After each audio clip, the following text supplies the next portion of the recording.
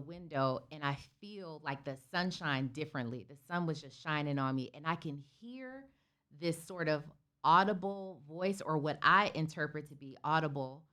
There's this communication and I just know that it's God. And God is telling me it's not always going to be this way. And I'm going to use you to help them.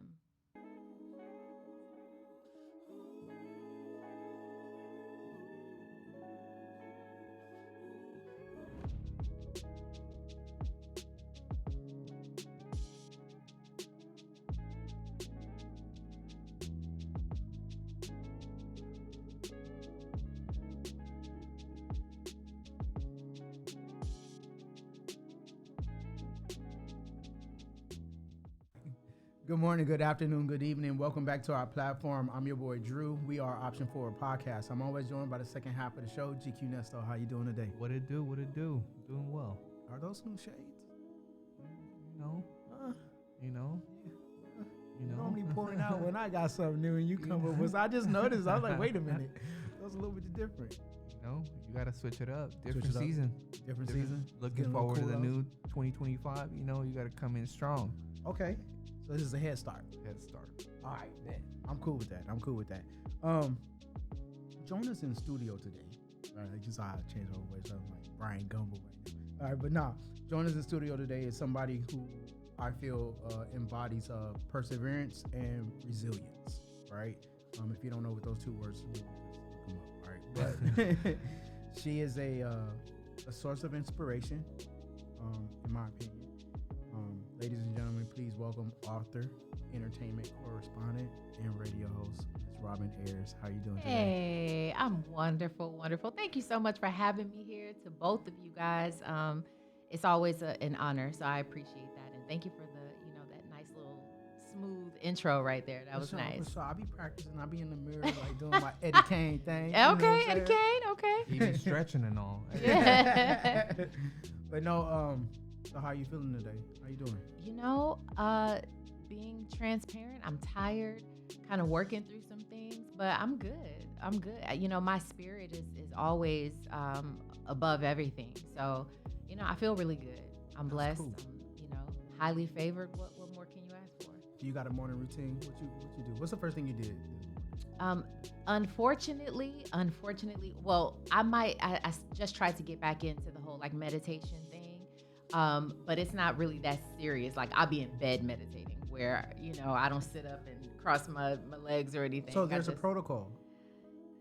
That's what some people say, but I don't feel there is a protocol. Okay. Not for meditation anyway, but if my husband is usually up and out the house already because he's at the gym. He's already, he's the early bird, like getting the worm type of thing.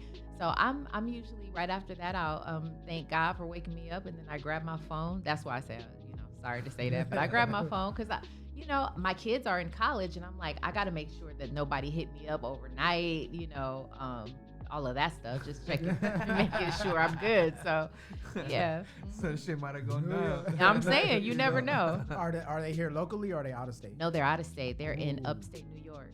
Oh. Yeah. Oh, different time zones. Different time. That's the other thing. So, I might wake up at 7 and they're already, up and at it and in classes and everything like Do they that. share their location? Or do you make them share well, their they actually, funny thing is my kids didn't have phones or social media for many years. So when we got them phones, we turning locations on. That's what we doing. But it's never been an issue. It's never been a thing. And so they don't. You don't catch yourself at like 4 a.m. looking at those little dots, checking on. No, you have no idea who my kids are. My kids are.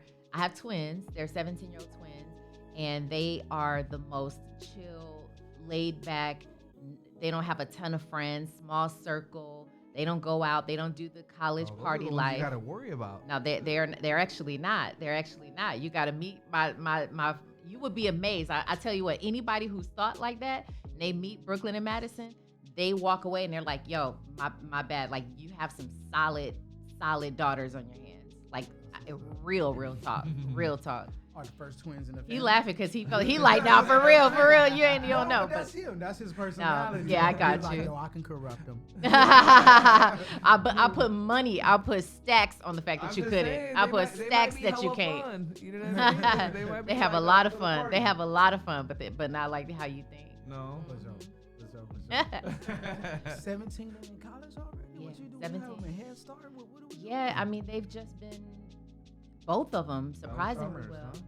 Yeah. But no, for real, like we were still like, my husband, I thank him for that because he's the sort of the scholar in the family. Okay. I'm the street girl. You know what I'm saying? But we balanced it out very well. And so we made sure that they always kind of stayed ahead and stayed on top of things. And but they're also like, they've always been that, like the youngest in the class and all of that stuff. And so they're about to turn 18 though. So That's pretty dope. actually in a few days. Are you from Long Beach? From LBC? No, I'm not from Long Beach, but I've lived in Long Beach. So I was actually born in Milwaukee, Wisconsin, and I came to LA when I was 4. I went straight to Carson, California. From Carson, I went to Compton, South Central. Like I did the whole LA market. My family's from Long Beach, like all of that, and Compton and Carson or whatever. So I did that whole LA thing when I was real young, and then my mom was like, "No, we out. Like we gotta go to like the Valley, Glendale or something." So what suburbs did you move? yeah, to? yep, it was Glendale first. First it was Glendale. It was the first sort of exposure I had to anything else other than like for real LA. You know what I mean? What was that experience? The move. Yeah. Just very different. But I'm glad because it was my very first year. I believe, 6th grade. 6th grade is when I moved to Glendale, and it really opened my mind to the fact that it's like other cultures out here, other people out here. You know what I mean? Which is great, and a blessing at the same time because I learned so much and it set me up for how to be for the rest of my life. Saw the money, huh? You know what? You I saw the money. You're like, say less. She's like, cool. Yeah, I saw the money too. that's No, what's up. I asked you that because that same upbringing. I grew up in South Central. My parents moved out to Rancho Cucamonga, Oh, okay. and when I got to high school out there, it was like it was a culture shock. You know, it was like Yeah. it was crazy because like some of my classmates would think I was like one of the crisscross members or something like that. Wow. And I was just like, yo, like what? Yeah. But then that's when I was introduced to like, yo, there are black doctors, there are black lawyers. You know what I'm saying? Yeah. Like people who look like us, who are like financially stable, or will be like that upper middle class or Yeah. whatever. You know what I'm Yeah. saying? It's just a different look. That's why I asked you how was it Yeah. from LA? Very different, but my family still lived in LA. My family still was, all up in the other parts of LA. And every Friday we still all got together at my grandma's house in Carson and we had a fish fry. And so it was my time to sort of reconnect. It was my time to not lose myself, really understand like where I came from. And then only so long though, because my mom was like, all right, wrap it up. We going back to Glendale. Let's go back home. And so I think I had the best of both worlds. No matter like who tried to clown us for that when we were younger, truly you need the best of both worlds. It's how I raise my kids. I'm like, you can't, I want you to understand that you got a side, your black side, your cultured side, all of that, and your familial side. But I need y'all to understand there's so much more to the world out here. And you don't get that if you don't like expose yourself to other cultures when you're younger. Yeah. Are you a morning person? What part of the day are you? It's interesting because is this crazy? Because do y'all know what it's like to be a night person and a morning person? It depends, yeah. The struggle is Yeah. real. Call me the Yeah. Nighthawk. Do they? Yeah. Yeah, I was No. I was flying with you then when you was No, 'cause that's this dude, right? So, yeah. you don't know, this is my brother-in-law. I'm married to his sister. Okay. Right? Okay, yeah. So, he doesn't get out of bed. I wouldn't say noon. I Come wouldn't on, say- I can't wait till like noon. I Okay. open my eyes at 8. But I'll open my eyes, but you stay in the bed until 12. Got you. So I'm like, I'm a morning person, but I can work at night depending if something on my mind. Like I'm one of those people where I can't go to sleep if I feel like I I need to be doing something. Okay. Sometimes I think God is speaking to me like, hey, get out of your bed and start working on this. So I'll get up and I'll just be tired. But most of the times I'm texting him all day like, hey, bro, check this out. Do this, do that. Nothing. Crickets, right? Then 11 o'clock, Yeah. 11 o'clock at night till like 2 o'clock in the morning. That's He when on it. He on it. Yeah. He's like, hey, bro, you didn't get my text. Like, bro, I was asleep. Yeah. That's when the inspiration unfolds, you know? Okay. Got But you. explain your thing though. You could be in the mornings and then you can be at night. So. Yeah, so nights are kind of by choice. Mornings are kind of forced on me, right? Because nighttime, I just believe that while I'm a creative for real at heart. You know, everything I do is just a creative mindset. So while the world is sleeping, it feels good to be up at night and just like doing my thing. And you know, I'm in entertainment. So when I first got into this world, I was trying to learn all the things, learn how to edit, learn how to shoot, learn how to take pictures of myself, learn what angles look good. And I was doing all of that at night. And I'd be so amped up and so inspired that I'm like, I can't even go to sleep. Like there are times legitimately that I would stay up and watch the sunrise. Like the sun would come up and I'd be like, I didn't go to sleep last night. And because I'm so wired, you know? So that's that part. It did get tiring. Like I was like, okay, you only got so much of them years. You know what I'm saying? that you're gonna be doing that. But then the morning part is, you know, I had kids and I was like, I'm still a mom. I'm still a wife. I still have to get up. I gotta, you know, make sure they're good, take them to school, that whole thing. And so I'd be suffering. I'd be so tired in the morning. But there was no way I was gonna like let that like slack. I wasn't gonna not be, you know, the best version of myself for them. But it was like, you know, damaging at the same time, like staying up that late and then getting up that early in the morning. I would take naps. See? Yeah. We love naps. Around what time? I guess it depends. I mean, And how long? for how long? Probably. I mean, at best maybe an hour. Yeah. At best, but you know, maybe 30 minutes or something like that. 25 is equivalent to 8 hours. What? Yeah. I ain't heard that one Scientific proof. before. Really? Scientific proof. You said that like you're Yeah. so compelling when you say Yeah, that. I believe it. I know I did believe it because I was like, oh shit. Oh, okay. Because you know, once you get past that certain time, then you really sleeping. Yeah, You know what that's I mean? true. Then, That's true. Then it's a wrap. Then you gotta be like, damn, I gotta Yeah. get out. But the problem is if you go to sleep and you take a nap and you don't get a thorough like sleeping, you wake up and you're groggy. And so that was the challenge for me. Mhm. Like, and I don't know if there's an answer for that. Like, I don't know if there's a fix, but you know. Like them 5-hour energies, they still popping? Remember those? Oh no, The those shots? Oh, You don't yeah. do them? I don't You do got them. a stroke with No. that. Yeah, I ain't trying to. Oh, I ain't saying no. I'm just asking. I went to the ER after those. Oh, Mm-mm. yeah. But remember, you went to the. Yeah, we'll talk later. I ain't gonna lie. We'll talk later. Yeah. Okay. Or do you holistic approach? Are you into that? Oh yeah, very much so. Because I'm trying to think where you get all this energy from. You know what I'm saying? Obviously, God is the source, right? Yeah. But science has a part to do with that. Yeah, but my holistic thing and my interest in holistic living came much later than like me being, because I told you I didn't have energy. Like I would just be wake very, very late, go to sleep, and then wake up very early, and then have to do the things that I had to do. I would still cook and clean and pick up my kids and take them to school and all of that stuff, but like very low energy. And then once I got into the radio game, my first radio time was 9 p.m. to midnight. And so at midnight, and I work in Leimert Park, at midnight, I would get off, drive home, probably get home at like 1, and still wake up to take my kids. I never asked my husband to do anything. So when I say I'm committed to like making sure everybody, and I'm not even saying they got the best of me, because I might have been like, you know, slacking and not the best, but I at least was like, I'm not gonna let my duties, you know what I'm saying, things that I committed to, I'm not gonna let that slack. We were ready to smack the shit out of somebody.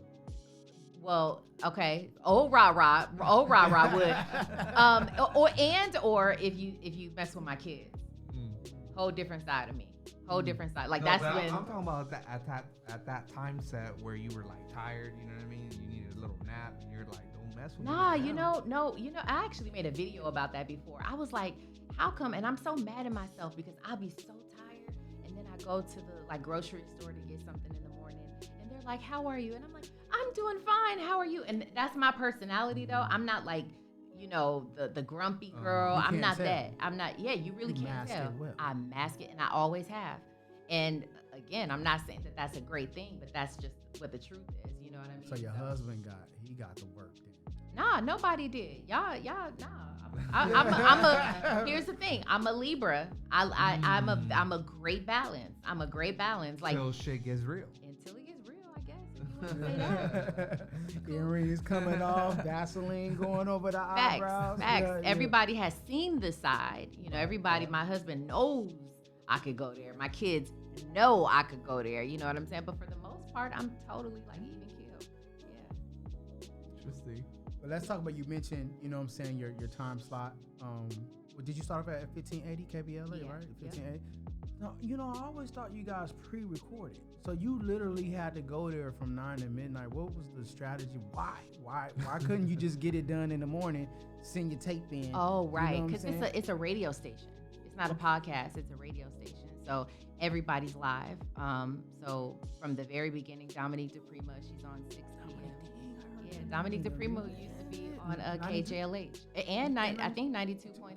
The beat. Yep. And then she went to 102.3, and now she's with KBLA, Talk 1580. So she's still on very early, 6 a.m. to 9 a.m. And then Tavis Smiley comes on 9 a.m. to noon. Of course, he gonna have a good time slot. Yeah, well, Do you but get to choose it or no? huh? Do you get to choose the times? No. Well, when I came along, everybody had their slots. Everybody, now if I were there in the beginning or something, I may have been able to try to like finagle whatever. But to be honest with you, the two best slots they say when it comes to radio and like drive time is the time that I'm on right now, which is 6 p.m. to 7, Right. and Dominique DePrima, think about that, 6 a.m. to 9 a.m. Everybody's either getting dressed for work or already on their way to work, so they're listening.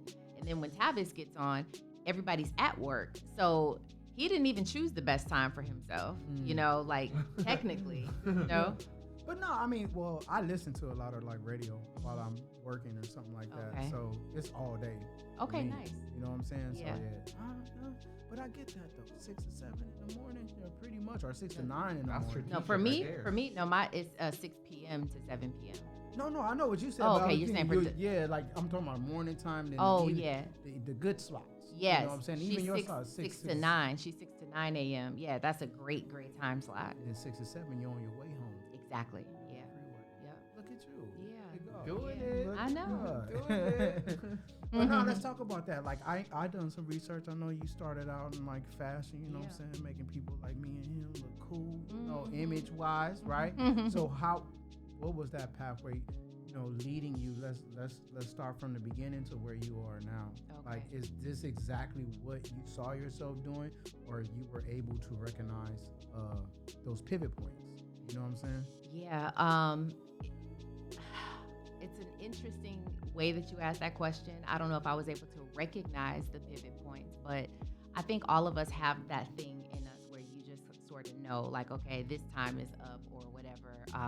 And you may not know where to pivot to, but you at least know that the time is up here. So I went to school for fashion. That's how I ended up in fashion. And I just loved it.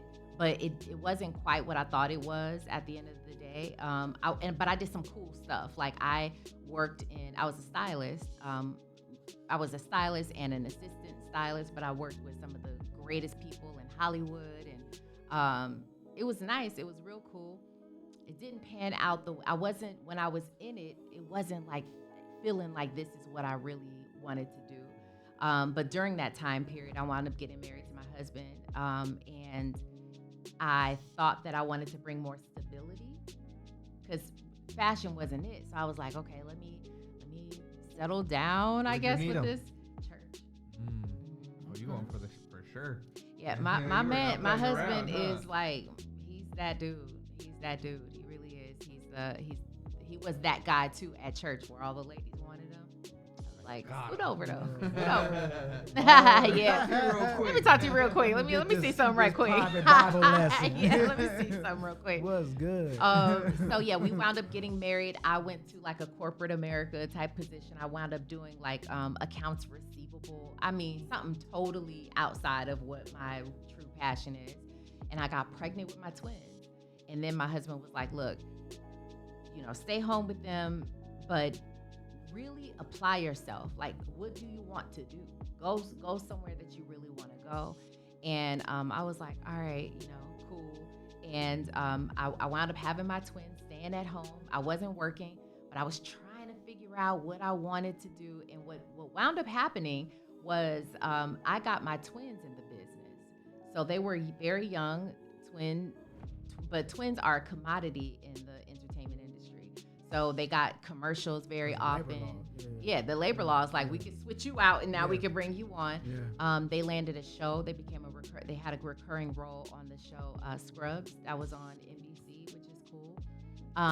So we did that for a while, and so I became sort of a momager, but it really still wasn't fulfilling me per se. It was just being the mom. You were on that Jenner stuff, huh?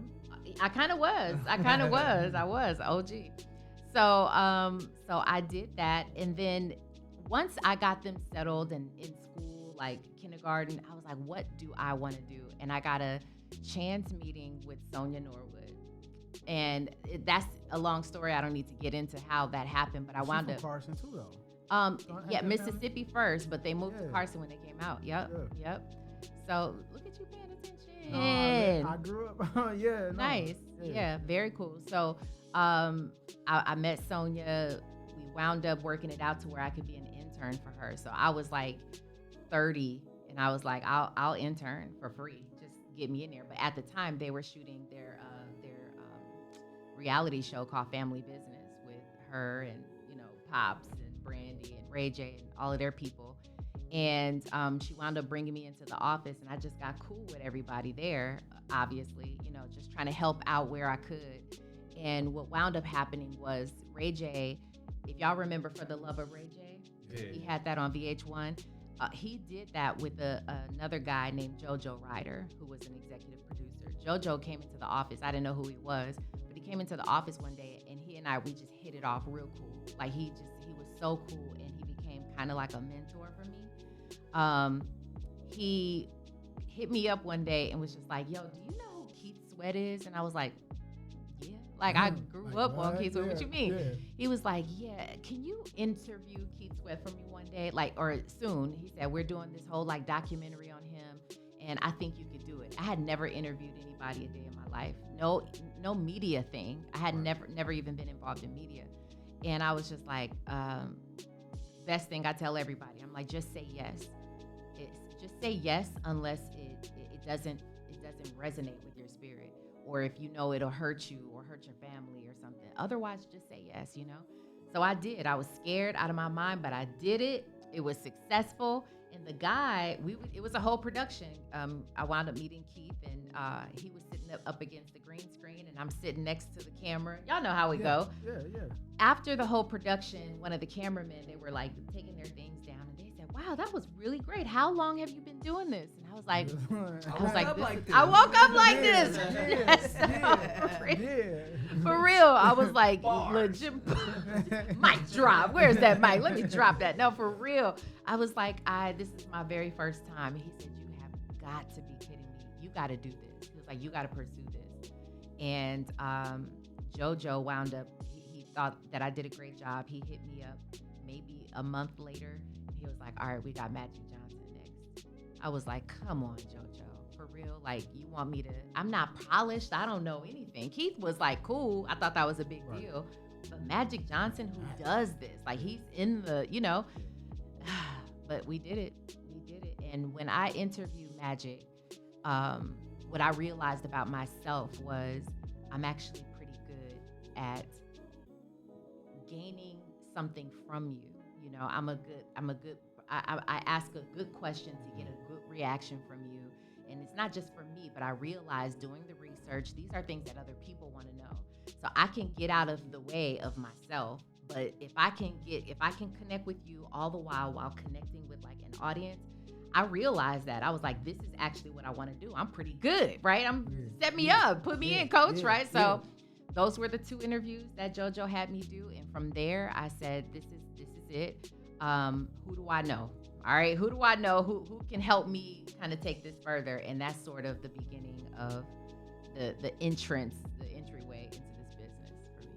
That's dope. See, we were trying to do that, and that's where we were like, you want to take a shot? You know what I mean? We were trying to get that and get that information, get that good stuff. But guess what? Ain't I giving it to you anyway? Because the way y'all doing your thing is, She's like, you don't even need the shot. I don't even need the shot, What stood out to me was your realism. You know what I'm saying? I know we put little media kits up and stuff like that, and have write our sayings, our quotes, our mission statements, or whatever. But I believe when you said that, like, part of your purpose is the realization and to accept that life is challenging, right? But we can overcome those challenges, right? We can utilize resources, whether it be people or organizations or God or whatever it is. You know what I'm saying? There's a way to overcome life's challenges. What encourages you to, you know what I'm saying? Like, where did that come from? Like, what challenge were you faced with? Where you were just like, you know what? Like, not only can I do this, but what I learned about myself during this situation, I can share it with others. For me, I believe that started when I was very young. I wrote a book called, it's called Unspoken Languages, Making Your Beliefs Speak For You. And I wrote it because there was a time in my life where I was on Facebook Live and I was doing live streams every day. And I was just talking to everybody, like doing my makeup, but just talking to the camera and just talking to people about life things. But it often came from a place of belief and favor and manifestation and all those things. And so people were just like, Rob, and I would show people in real time. I'd be like, my favor is, and my manifestation is so real that I can call out something and it just happens. And I would show them, so I would talk to them right now, and then I'd go to my event or something and I'd do a live stream, and I'm like, y'all, wasn't I just telling y'all about XYZ? And I'm like, it's happening right here. And so just showing people. And I had a tribe, I had a community, and they were like, Robin, you have to put this in a book. Just put it in a book. And I said, fine. Ultimately, God is the one that really like convicted me and was like, it's time, for you to write it. So I did. And in that book, I talked about this experience that I had with God when I was still in Milwaukee. Remember, I came to California when I was 4. So it had to have been 4 years old or younger that this happened. But I grew up with a dad who was abusive, alcoholic. He was a drug addict. He abused my mom, all of those things. And I had an older sister and older brother, so I was the youngest, but it always felt very dark for me in the house. And I remember one day I was at the window and I was like, just looking out the window, no thing special about the day.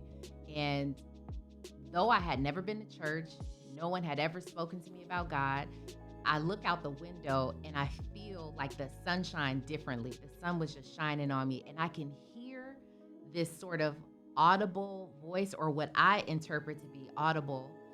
There's this communication, and I just know that it's God. And God is telling me it's not always going to be this way. And I'm going to use you to help them. And I was comfortable. I was at ease. I didn't get spooked out, but I immediately knew that there was something, this figure, this God, that was trying to communicate to me that I was going to be different. And the rest of my life, so thus far since that moment, has been God using me. And no matter, but I almost kind of knew it was like a superpower, that things that I would go through, God would help me through. And then God would give me the language to put it into layman's terms to tell other people.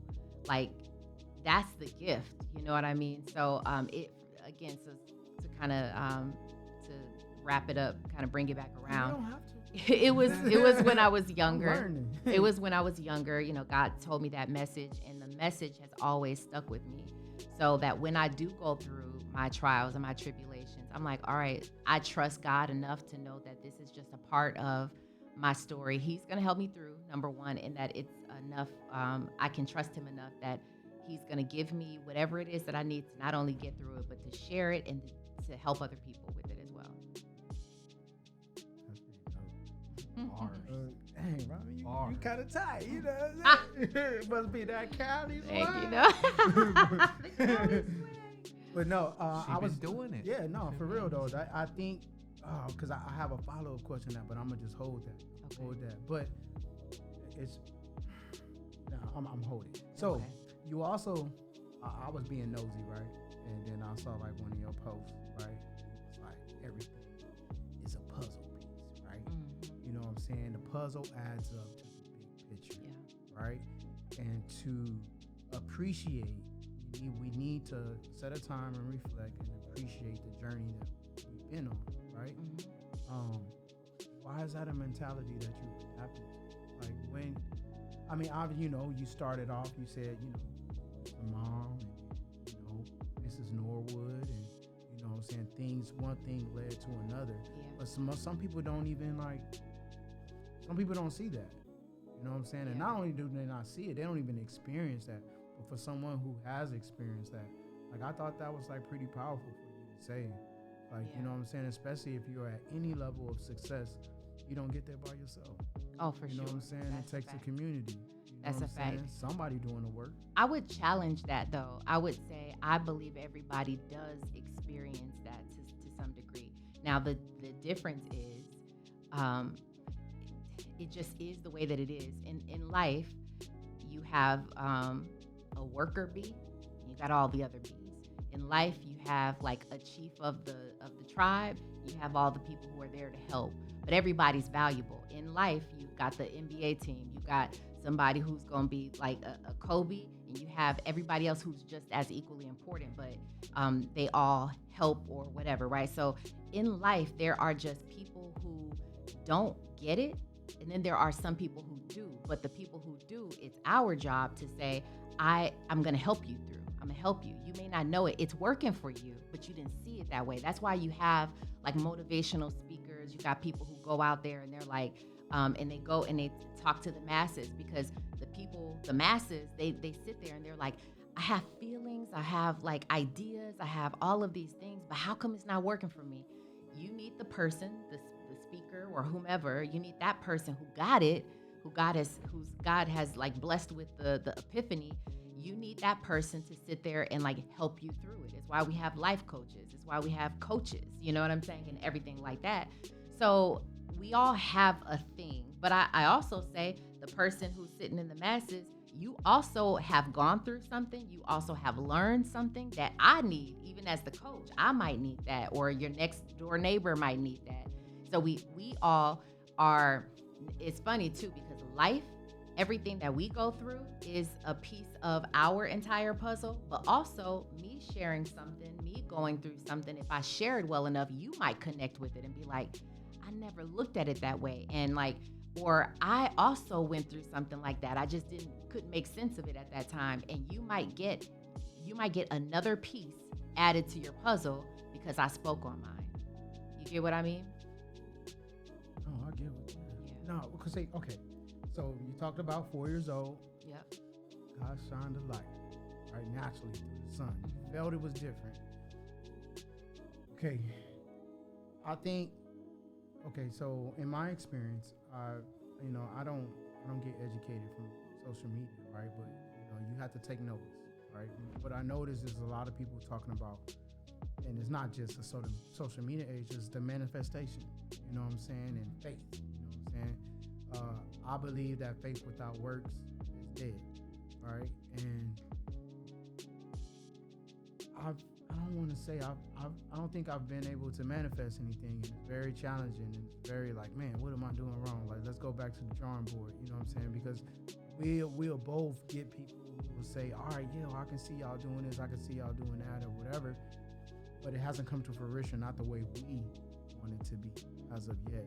So when you were able to manifest these things, like, was it scary?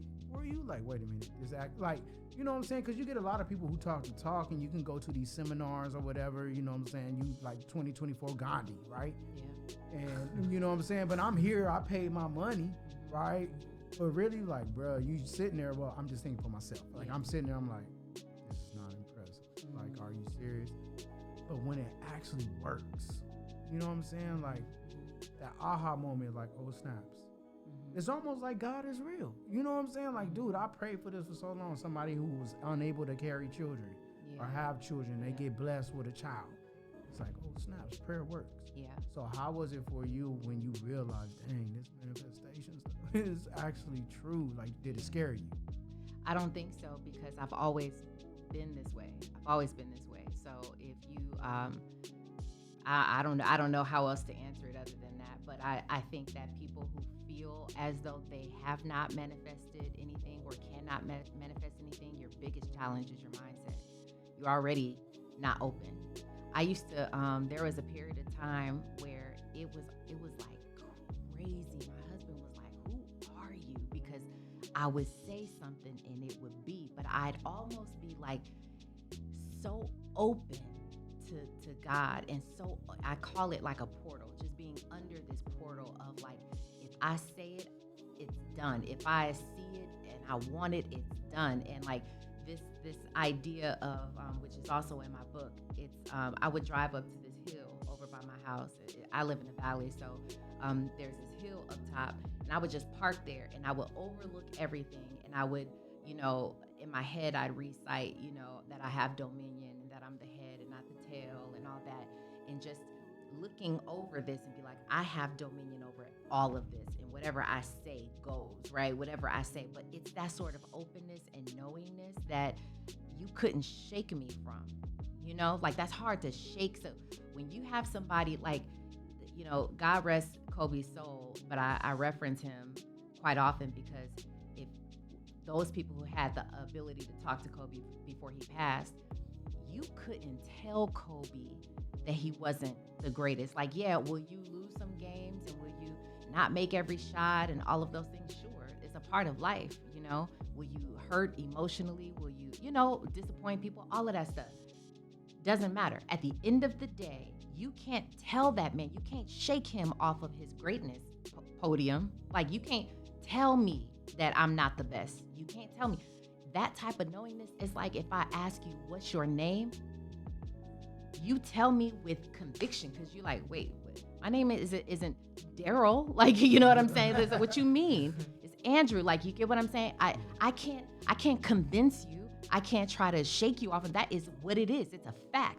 So that same type, you can say Daryl, that same type of knowingness. Man, I'm learning. You bro. like I'm messing up my flow, bro.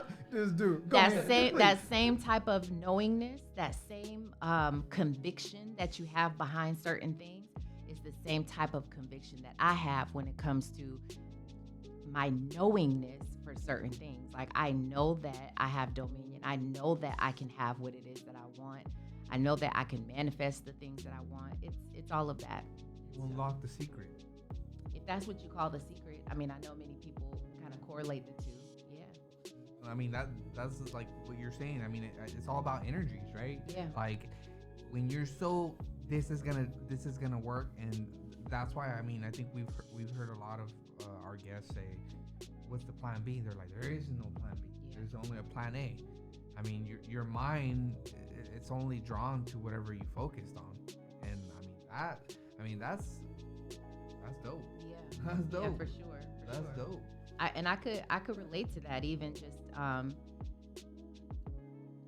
but I'm also like, I'm human, and so there is a part that says like, but if you have to have a plan B, what is it gonna be? Like, don't be crazy. Where do you see yourself in 5 years? For me, Yeah. Having a television talk radio show, kids graduated, kids successful, my husband and I, like, still world traveled, like, you know, certain things like that. I mean, I do have. That's the mindset that you said. This is what's gonna. Mm-hmm. Oh yeah. I mean, and it's only an extension of what I've already built, right? Like, I live a life that like younger me wouldn't believe the life that I have. You know, the younger me is just like, the younger me is very proud of who I am, but it's also because I certainly manifested the life that I have right now. And everything in me was supposed to be a statistic. Everything. You know, my brother was killed now going on 15 years ago. He was a thug. He was into drugs. My sister is currently a drug addict. My father was an abuser. We no longer had him in my life at the age of 7. My mom is the one who kind of kept going and kept going and kept going. But like, you know, a girl who was from the hood, technically, I skipped around. I don't know how many schools I've been to. I was never stable. We moved. So books that you probably read in school and they say this is the 11th grade book or this is the 7th grade book. My kids be like, Mom, did you read this book? And I'm like, I don't really know. So someone who has that type of education, I'm a smart woman. I'm smart. And you know, I didn't allow the lack of education from school stop me from really learning. You can learn all kinds of ways, you know, but a girl who's got that mixture is supposed to go a different way. She's supposed to marry a dude who's like just a whatever kind of dude. You know what I'm saying? Like she's supposed to. She's supposed to either be in the streets or be on drugs as well, like her older siblings. Like that's supposed to happen. I'm supposed to be a baby mama because these are the things that I've seen. But everything in my life is completely opposite of that. That's kind of why I flex when I say you got to meet my kids. Like you got to know who my kids are. My kids are.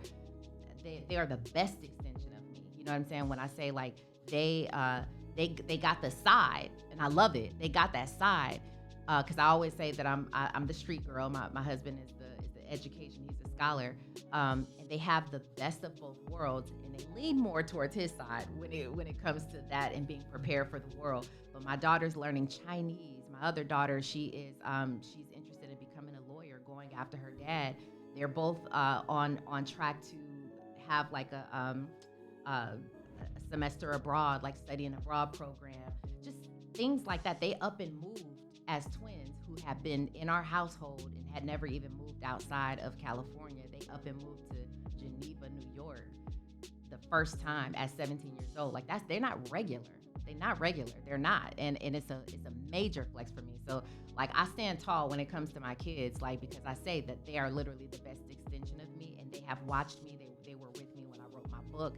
They refer back to me when I write my book. They are with me in the crowd when I'm doing my speaking engagements. They know exactly what I mean when I talk about manifestation and how you can create the life that you want.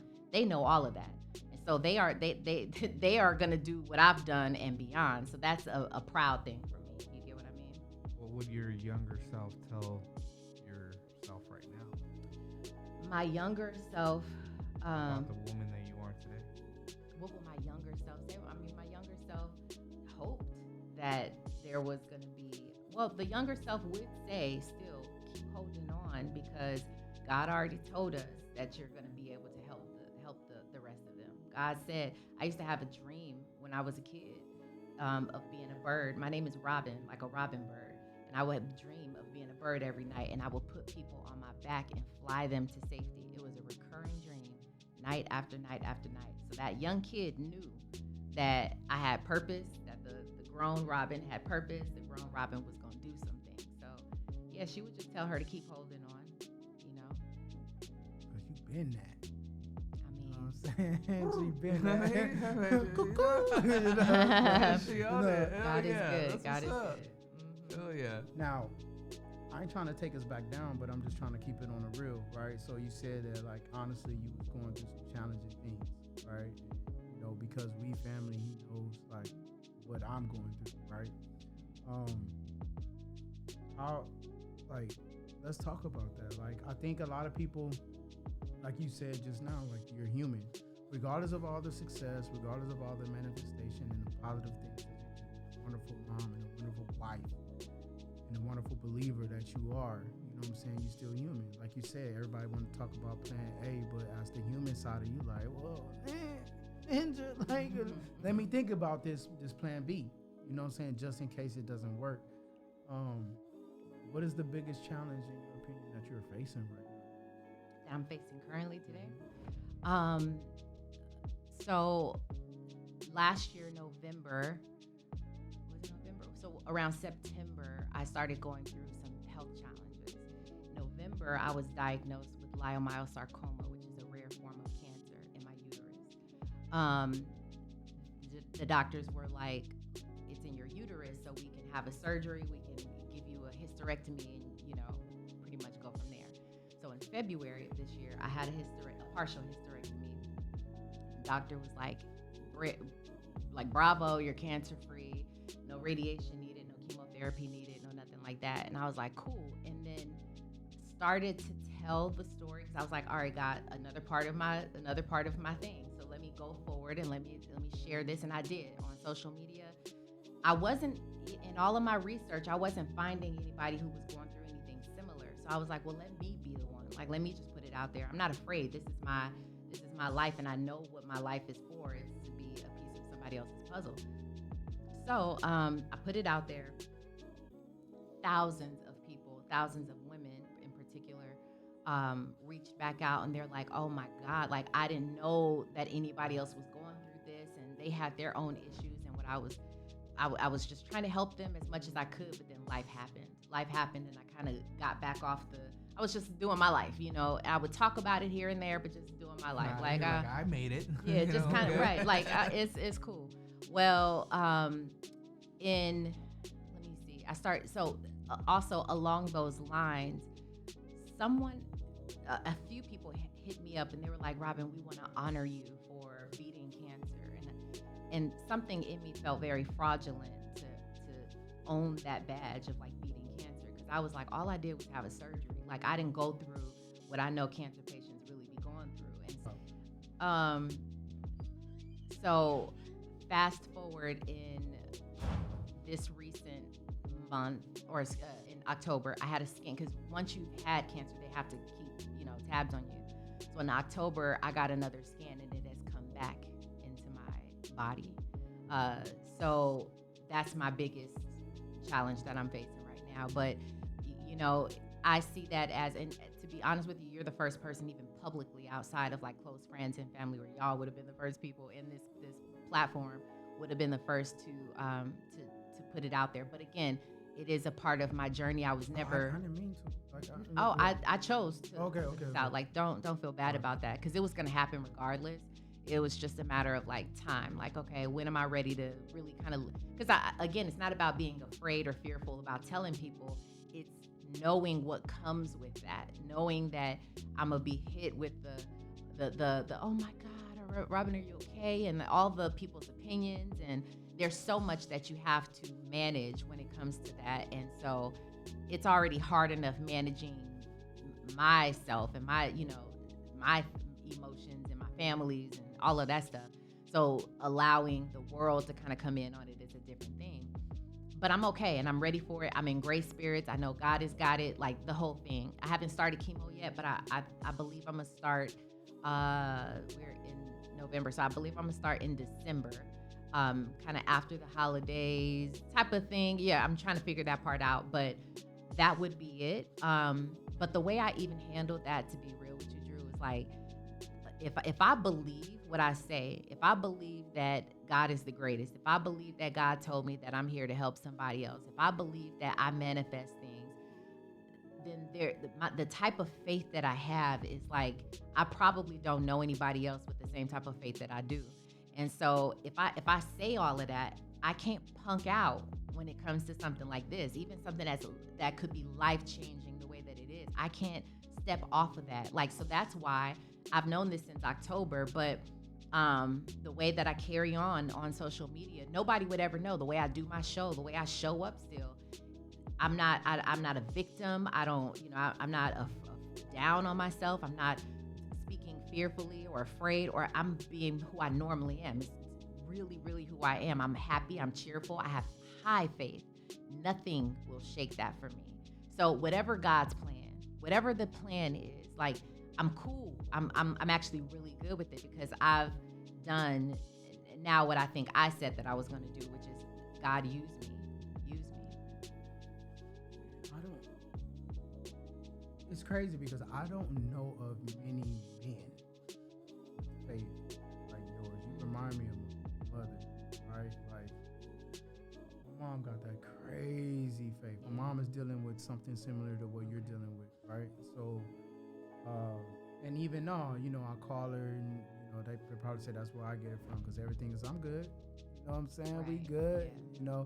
But I measure it by the tone of her voice. Yeah. You know what I'm saying? Like, Mom, you ain't Mhm. really sounding the same. Okay, you saying you good, but I can see it, Yeah. but Yeah. like that unshakable faith. And it's almost one of those things, right, where I'm afraid to ask for that because, they say, I hear oftentimes where they say, don't ask God for patience because you'll be waiting forever, right? Don't ask him to teach you. But it's like, man, like, I think that belief that you have is like, oh, man, I wish I had that. Yeah. I wish I had that. I think things would be a lot different. Not only for me, and it's like you think about that, right? Because we were just talking with a previous guest. She was talking about how she had to shake that poverty spirit, right? Okay. Poverty spirit, and how you were saying like, yo, statistics. Oh man, I don't know why I can't pronounce it. Statistically, yep. Statistically, right? Uh-huh. You're supposed to be the baby mama. You know what I'm Yeah. saying? What my baby daddy? You know what I'm saying?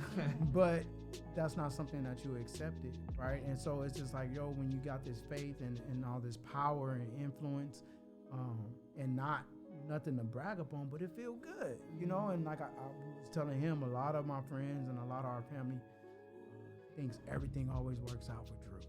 You know what I'm saying? Whatever Drew sets his mind to. But there are things that I've been praying for, and it hasn't come to fruition yet. You know what I'm saying? And You just bougie as fuck though. You gotta. Nah. He is bougie. But I just feel that, nah, man, it's just that belief, man. Like I said, I'm human. You know what I'm saying? Like, yo, like sometimes you feel like it's not a process. It's not. But sometimes I feel like that. Like, well, God, I prayed my 3 times a day. I've laid in the bed. I fasted for 2 weeks. Yep. You know what I'm saying? With water only. Just so I can feel that connection. I've, eliminated certain things. It was all like, God, why you not hearing me? Why you not? And sometimes it's frustrating, but it's amazing what you're saying. And you're not frustrated. Yeah. Because I think, is that just a woman thing? No. No, Like, It's a Libra thing. I ain't never met. That's a Libra I thing. haven't. No matter what man cool it got, and I ain't collective. never met no man not be frustrated. But I can go down the list of all the women in my life who just like similar to you. Like, nothing, y'all unbreakable. Like, what? Yeah. It's an understanding, though. Like what I want you to know too is that, like, even though you may have prayed for certain things the way that you want it to be done or the time frame that you want it to be done, it could very possibly be that that's not quite how God needs it to work out. And it's not only just you. So, like, what I mean by that is, you ever look back at your life and you think, like, I remember asking for that, but thank God it didn't happen the way that I wanted it to. It could be somebody that you wanted to date. It could be like a job that you thought was going to be great. It could be any of those things. And you prayed on that job and you were like, this is it. This is what I want. God, like, give it to me, right? And you didn't get it, but God has something better, or you heard that the position that the person who got that position, it was terrible there. It could be anything like that. And I say that because no matter what, this is what I know, and this is the understanding that I have with God. God really wholeheartedly wants the absolute best for you, the best for you, and the best for you, right? So, like, He is going to orchestrate things the way that it needs to be done, and it could affect you. It could affect the people who are around you. He might need certain people to get it together before it could connect. I mean, it could be anything like that. So the trust factor has always got to be there. Like, okay, well, so my sometimes my prayer is that I pray that what I want aligns with what you want from me. Because sometimes it's not about just what I want. It has to align. That's when they say you want to be in the perfect will of God. That's what that is. Like, you want to be in His will. You want to step how God is stepping. Even if it's not I guarantee you, if you step with God, with Him, the way that He wants you to step with Him, it's way better than if you step by yourself and, He gives you the thing that you want just by yourself, because you can't see everything. He can see it all. So that's what it really is. It's the understanding that, God will provide all the things and that He wants the best for you, and that you need to be in alignment That's what that is. Okay, tell me about myself. That's what I'm talking about. That's what I'm talking about. Needed that. Noted. Good. What's one thing about the entertainment industry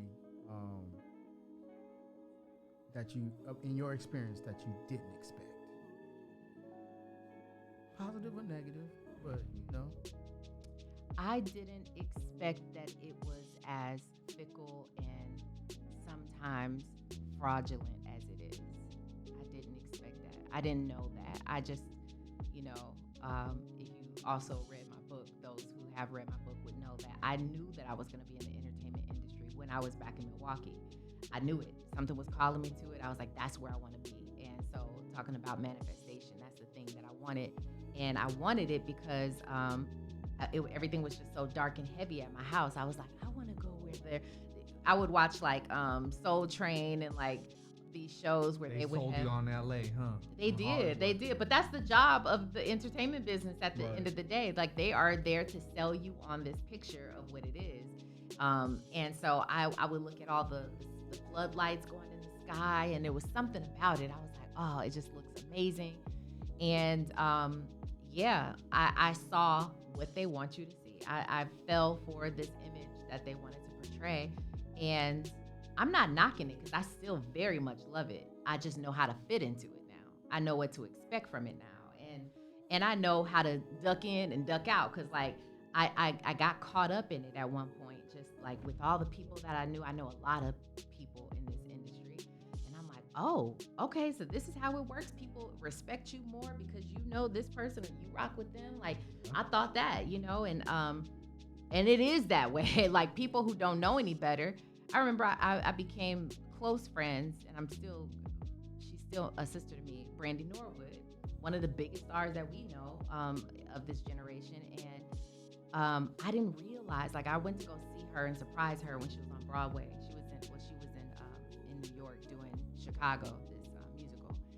And I went out there to surprise her, and I never knew that when I showed up, her fans were like, oh, Robin, like, oh my gosh.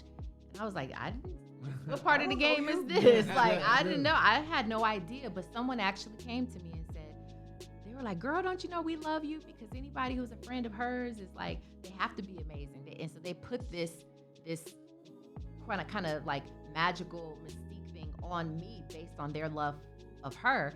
And I was like, oh, wow. Like, now y'all don't do that. You know what I'm saying? Like, No, some people would eat that up, but that's if you don't know who you are. You know what I'm saying? Like if you don't know who you are, it'll swallow you. It was kind of tight though, right? That's what I be telling you. A little bit. No, A little bit. Not necessarily. Again, because I know who I am. I know who I am. You can't. I've interviewed at this point in the game, and I say this with no hubris at all. But like at this stage in the game, I've interviewed a lot of people who other people admire or look up to or whatever the case is. I've interviewed a lot of people. I've had people on my show, and I can literally separate a star from the human being.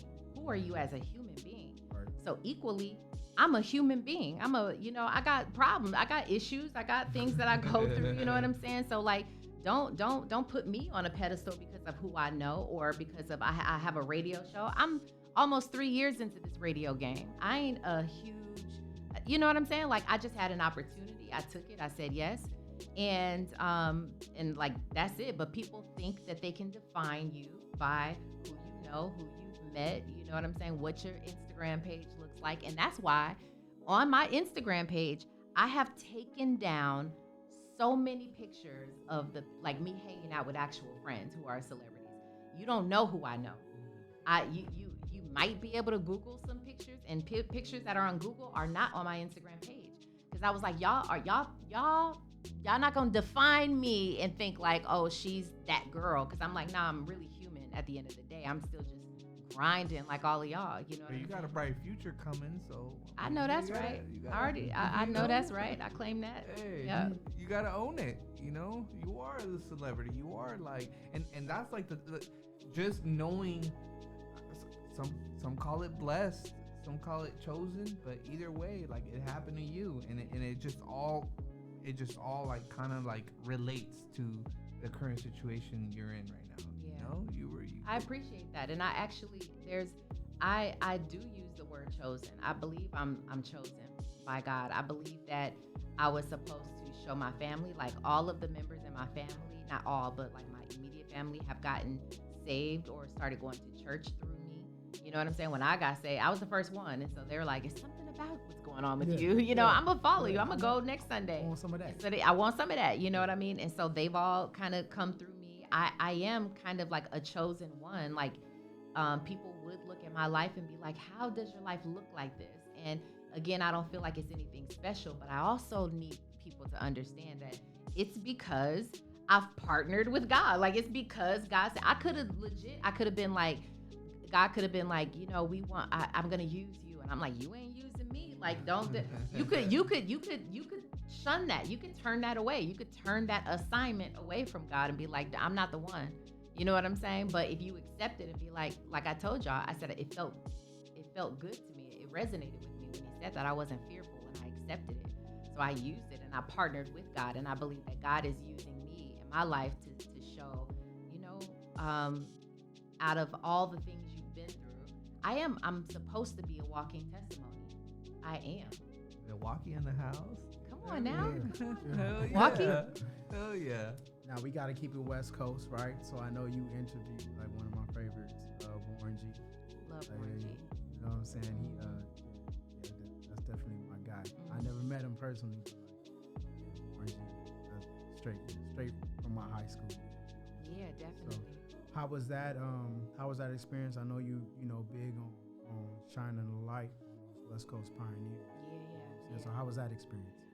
Incredible. When that came across, the opportunity kind of came across my desk. Shout out to Cammie, who works with him as a publicist. No doubt. Yeah, I want Warren. Yeah, bring him here. My high school years too. You know what I'm saying? And there's just there's a soundtrack to our lives where you're like, man, you kind of feel like certain things that I can like pinpoint listening to certain music and being like, it makes you walk a certain way, it makes you groove a certain way, it makes you, you know what I'm saying? Your friends, like there are moments in our lives, and it's all sort of like not predicated on music, but kind of again a piece of the fabric of the music and that soundtrack. So Warren G is a huge part of that for me. And so to talk to him on my show was absolutely incredible. But I also appreciated him opening up about his health. He opened up about his health journey and some of the things that he's going through or has recently been through that he's overcoming. And that's the name of the game. Like Warren at this time too, because he's celebrating 30 years of Regulate. That song is the number one. That was his debut, single. He's talking to everybody. He's going on all the press tours, talking to everybody. So everybody can talk music. I really kind of want to talk about the person that you are. Like, who are you and what's going on and all of that. So for him to open up about health, he opened up about his kids and, business. He has a barbecue line. It's called Sniffing Griffins. You know what I'm saying? It's like all of that. Like he's doing some great things. He's doing some wonderful things. And I think that him being in the position that he's in right now is that's why you make it there to that age and beyond, is so that you can give back to other people who are coming up. So yeah, shout out to Warren G. For sure. You listen to the Kendrick album yet? I've been listening to it. What you think? So far so good. Very West Coast, and I love that. I love that for us. With Kendrick, you gotta take a few days and you know what I'm saying? On my fourth. Ponder it. What did he say? What does that mean exactly? You know what I mean? Hold on. Is he beefing with Drake again? I would say Heart. What is it? Heart Part 6. Heart Part 6. I think that's my favorite so far on there. He's so lyrical. Yeah. But no, I think he simplified it. He definitely simplified it. He definitely did. But it's a good listen. I'm on my fourth. I'll probably listen to it again once I leave. Okay. All right. Very cool. But yeah, I'm always be West Coast. You know what I'm saying? I'm a Nas. Nas is always greatest of all time for me. Okay. If I'm in a room with all the coasts, I'm always rep my own coast. Yeah, you know I love the fact that he shouted Nas out on the album. Who is your top like 3 West Coast artists? Cube, obviously Kung Fu Kenny. And then right now, and this is a new, I'm gonna have to go with Absol. I don't know why I've slept on him for so many years, but that boy, man, he got something special. But if you, I mean, we can take all, Dub C, West Side Connection and stuff like that. Yeah. But I was more on that lyrical tip, so I kind of lean East Coast. Okay. You know what I'm saying? When I really, really got into hip hop. Okay. But DJ Quick. Yep. You know what I'm saying? Sure. Man, MC8. Obviously Warren G, and then Snoop Doggy Style was the first rap album I bought. Nice. Yeah. Okay. So my parents, they were mad religious.